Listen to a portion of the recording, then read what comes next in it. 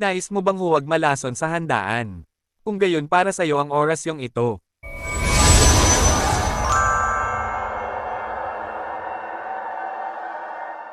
Kaligtasan sa mga pagkain na may lason, mapasolido o likwido. Kung kayo po ay mapapunta sa isang handaan o party at magkamaling mabigyan kayo ng may lasong pagkain mapasolido o likwido. Ang dapat po ninyong gawin ay ganito. Bago mo kainin ang anumang pagkain o inumin na likwido, isambitin at ihihip mo lamang ang orasyong ito. At sigurado po na mawawala na ang bisa ng lason sa pagkain o inumin. Gayon din po sa mga delatang maumbok o nabubulok na ang takip nito.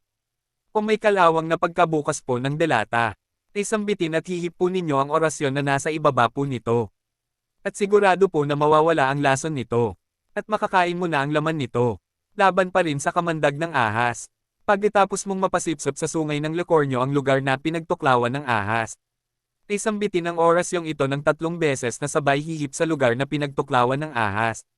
Upang makasiguro po kayo na wala nang natitirang kamandag ng ahas sa parte ng katawan ng tao.